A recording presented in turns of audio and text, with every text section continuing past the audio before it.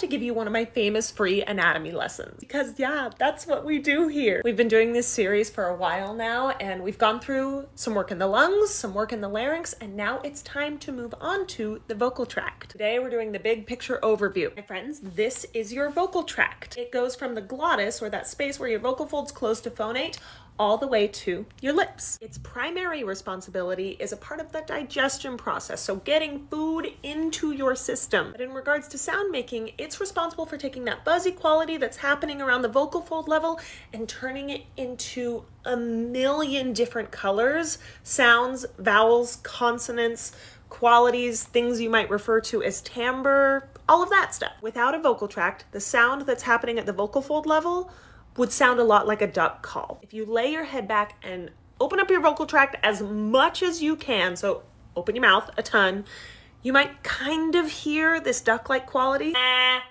The second you put a vocal tract on top of that sound, oh man, the options are endless. We kind of like to separate out the vocal tract into two major sections with some subdivisions within that. The first section is your pharynx, or everything behind the hump of the tongue. And the second is the oral cavity, literally what's happening inside your mouth.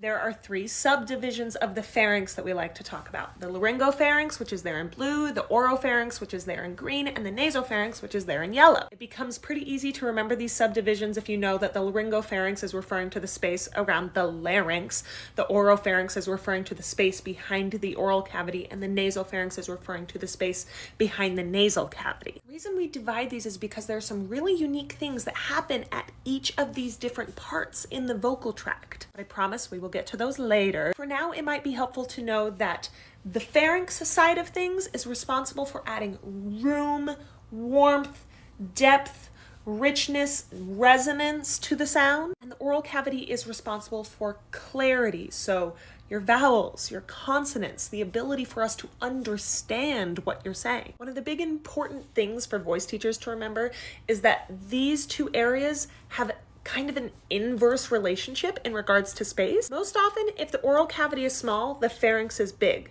And as soon as we open up that oral cavity, the pharynx is going to respond by becoming smaller. This has a lot to do with the tongue. This might go against some previous body mapping concepts that your teachers might have offered you, like, let's drop your jaw to create more space and room in the sound. But if you drop your jaw, yeah, you might create more space in the oral cavity, but the oral cavity isn't the thing that's responsible for adding more depth or room to the sound. You just made that part a lot smaller by dropping your jaw. Okay, cool, Maddie, we get the picture. How do we use it to our benefit? So many different ways. We go in depth in how to use the vocal tract and being aware of the potential tensions that can come up throughout the vocal tract in my voice teacher certification course, Voice Function 101. So if that intrigues you, please come join us. But we're also going to continue this series here on the socials. And next up, we're going to talk about what happens in each of those divisions of the pharynx and how that changes your sound. So if you're enjoying this very nerdy voice content, be sure to like and follow so that you can come along for the ride. Happy teaching!